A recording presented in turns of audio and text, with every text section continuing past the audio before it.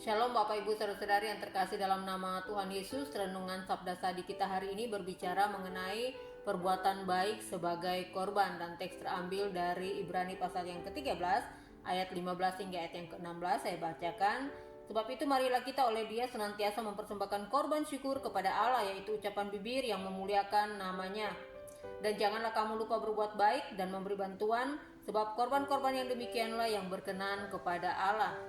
Dalam ayat 10 hingga ayat yang ke-12, penulis membandingkan pengorbanan Kristus dengan sistem korban penebus dosa di dalam perjanjian lama yang dilakukan oleh imam besar. Ya, lembu jantan sebagai korban bagi imam besar dan kambing jantan sebagai korban bagi bangsa Israel haruslah dibakar sampai habis di luar perkemahan.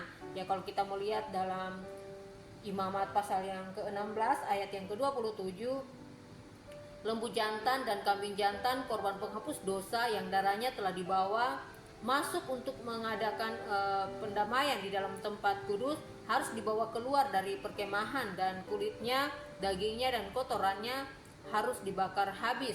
Ya, dengan kata lain, korban penebus dosa tidak dapat dimakan oleh siapapun. Nah, demikian pula dengan Kristus. Ia mati sebagai korban penebus dosa, mati disalibkan di luar gerbang kota Yerusalem, dan tidak ada seorang pun yang dapat memakan dagingnya.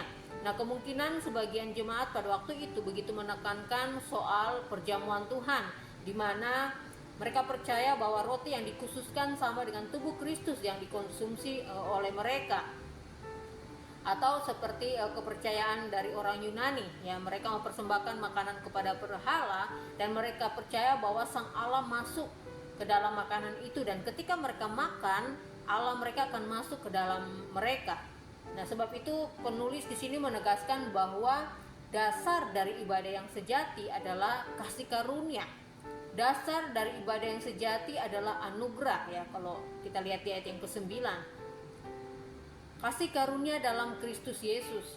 Ya, dengan menaati peraturan soal makanan, manusia tidak akan dibenarkan. Ya, dengan menerima roti perjamuan tidak berarti Kristus masuk ke dalam diri seseorang. Ya, ibadah yang sejati itu tidak didasarkan kepada makanan atau roti perjamuan Tuhan, melainkan oleh kasih karunia Allah dengan iman kepada Yesus Kristus. Ya, karena sesungguhnya tidak ada korban lain yang lebih sempurna dari apa yang sudah dikorbankan Kristus, yaitu darahnya sendiri. Ya, semua korban di dunia ini bersifat fana, hanya korban Kristus yang bersifat abadi. Tidak ada satu sistem atau lokasi di muka bumi ini yang menjadi tumpuan ibadah kita, ya, karena kita menantikan kota yang akan datang, yaitu surga yang abadi yang kita peroleh melalui iman oleh anugerah Allah. Ya, sebab itu penulis mengingatkan bahwa ibadah yang sejati kepada Allah melalui Kristus perlu ada harga yang mahal yang harus dibayar, yaitu ikut menanggung kehinaannya.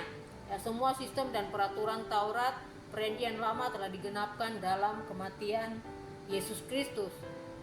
Nah, kalau begitu, apa yang dapat kita persembahkan kepada Allah dalam ibadah kita? Ya, kita melihat di ayat yang ke-15 hingga ayat yang ke-16, ayat yang menjadi teks kita.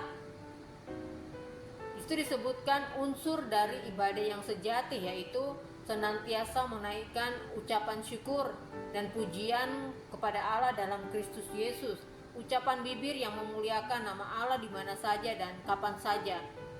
Kemudian yang kedua, melakukan perbuatan yang baik dengan hati yang penuh kasih tanpa pamrih. Ya, perbuatan baik juga adalah sebagai korban.